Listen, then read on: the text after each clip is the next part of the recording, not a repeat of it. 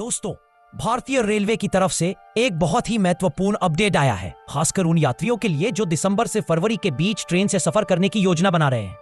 हर साल की तरह इस बार भी उत्तरी भारत में घने कोहरे की वजह से किसी रूट पर विजिबिलिटी बेहद कम रहने वाली है।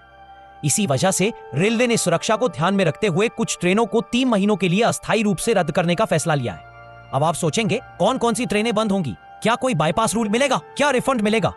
तो भाई पूरा डिटेल में आराम से सब समझाता हूँ। सबसे पहले ये ध्यान रखिए कि यह फैसला पूरे यात्रियों की सुरक्षा के लिए लिया जाता है। कोहरे के मौसम में सिग्नल देखना मुश्किल होता है, स्पीड लिमिट अपने आप कम हो जाती है और कई बार ट्रेन अपने निर्धारित समय से घंटों लेट हो जाती है।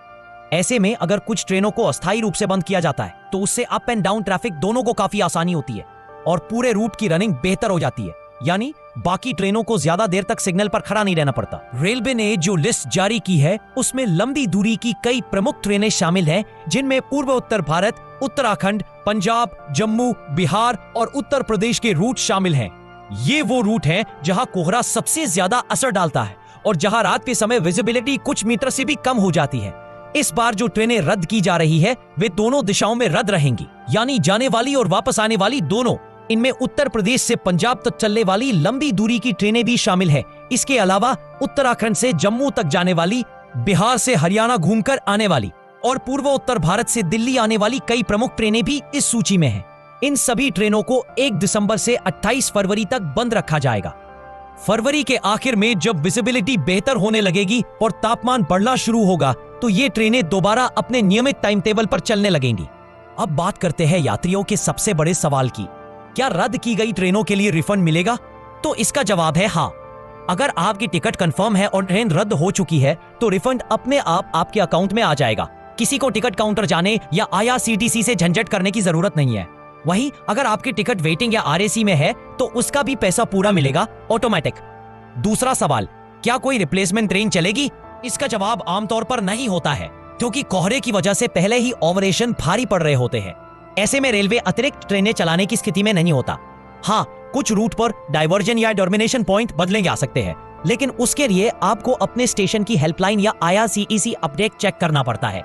एक चीज और, अगर आपका सफर इन रद्द हुई ट्रेनों पर निर्भर था तो आप कोशिश करें कि यात्रा की तारीख आगे बढ़ाएं। अगर जरूरी काम है तो आप कोई वैकल्पिक ट्रेन या फिर बस फ्लाइट ऑप्शन भी देख सकते हैं, क्योंकि दिसंबर से जनवरी के बीच कुछ रूट पर 4-4 घंटे की देरी होना भी बहुत सामान्य है। रेलवे हर साल कोहरे के समय इस तरह के कदम उठाता है और इसका सीधा सीधा मकसद यात्रियों को सुरक्षित पहुंचाना है। धीरे धीरे टेक्नोलॉजी को भी मॉडर्न बनाया जा रहा है, जैसे कोहरा रोधी signalling system, fog safety device, लोको पायलट्स के लिए स्पेशल मॉनिटरिंग और कई ट्रेनों में नए नेविगेशन सिस्टम लगाए जा रहे हैं।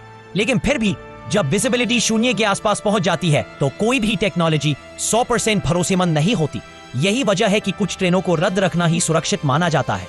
तो दोस्तों, अगर आप इन 3 महीनों में सफर कर रहे हैं तो एक चीज जरूर करें, अपनी ट्रेन का स्टेटस कम से कम 1 दिन पहले और फिर जर्नी वाले दिन सुबह जरूर चेक करें। इससे आपको लेट, रद्द, रीशेड्यूल सब कुछ पता चल जाएगा। बस इतनी ही थी आज की अपडेट। अगर आप ट्रेन से सफर करते हैं या रेलवे अपडेट में दिलचस्पी रखते हैं तो चैनल को जरूर फॉलो कीजिएगा। मिलते हैं अगली वीडियो में एक और नई जानकारी के साथ। धन्यवाद।